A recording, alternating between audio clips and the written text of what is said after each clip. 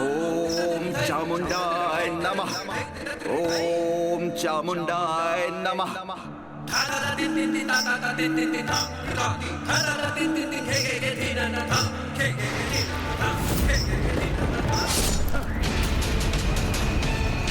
माता, आपको मेरी पूजा से प्रभावित होकर आना ही होगा, मुझे दर्शन देना ही होगा। ओम चामुंडाय नमः।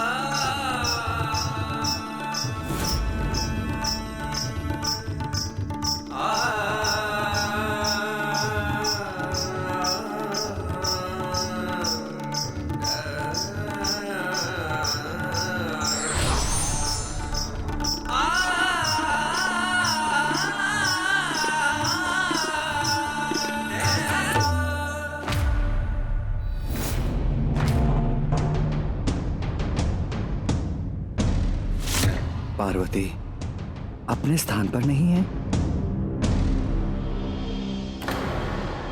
प्रभु को आनंद नृत्यम के लिए मैंने ही कहा था, और अब उन्हें ही बताए बिना मैं यहाँ से प्रस्थान कर रही हूँ, ये तो उचित नहीं है।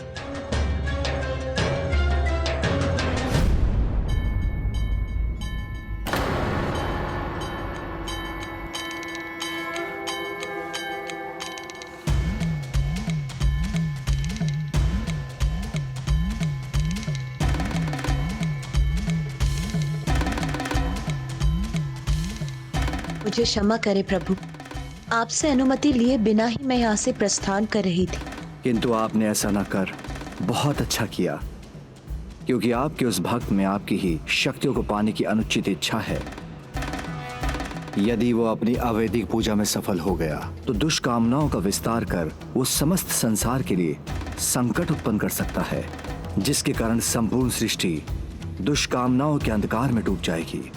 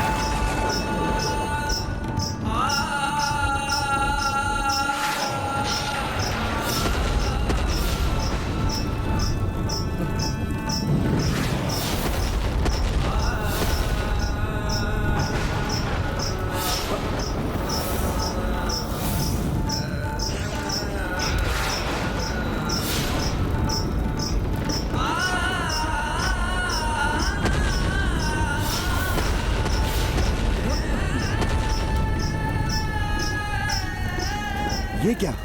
मेरी पूजा की अग्नि कैसे बुझ गई?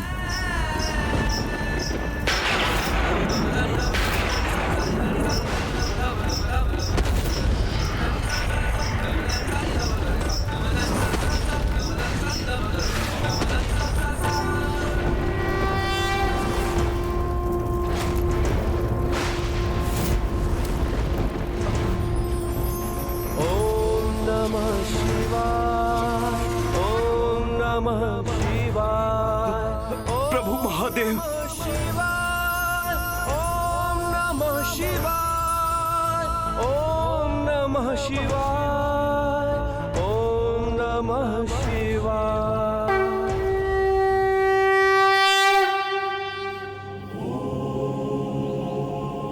पिताश्री की नटराज मुद्रा में उनके पांव तले असुर हमें कुछ और संकेत भी देते हैं। पिताश्री के दाईं हाथ में डमरू सृष्टि के सृजन का प्रतीक है।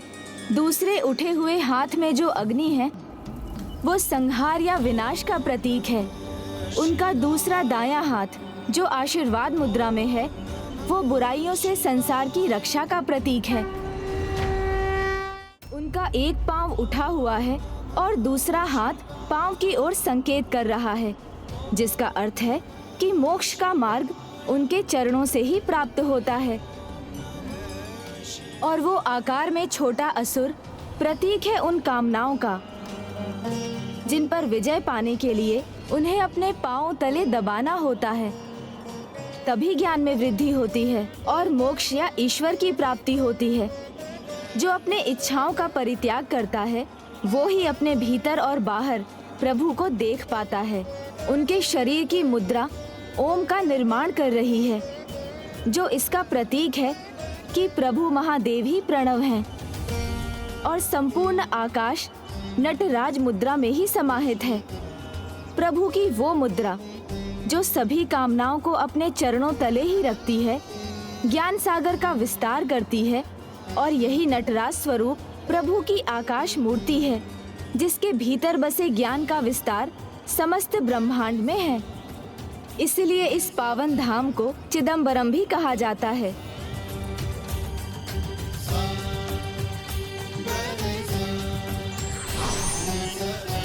चिद अर्थात ज्ञान और अंबर अर्थात आकाश, जिसका संपूर्ण अर्थ है ज्ञान का आकाश।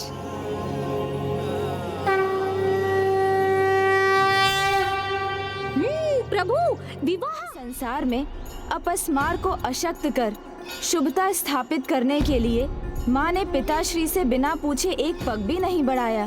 पिताश्री ने माँ से पूछे बिना अपस्मार का उपाय नहीं किया। उसी प्रकार जब पति पत्नी एक दूसरे से पूछकर सभी कार्य करते हैं तो जीवन में शुभता आती है और विपदा निकट नहीं आती। और उचित जीवन साथी तो विवाह से ही प्राप्त हो सकता है। विवाह का एक वचन भी इसी पर आधारित है। स्वसध्य कार्ये व्यवहार कर्मण्ये व्यये मामापि मंत्र ये था, जिसका अर्थ है कि निर्णय छोटा या बड़ा कैसा भी हो पति पत्नी को मिलकर ही लेना चाहिए, जिससे यदि उसमें से कोई एक भूल कर रहा हो तो दूसरा उसके परिणाम पर उचित विचार कर उसे सुधार सके। अद्भुत है अनुज गणेश, तुम्हारी प्रत्येक कथा का अंत केवल एक ही शब्द से होता है, विवाह।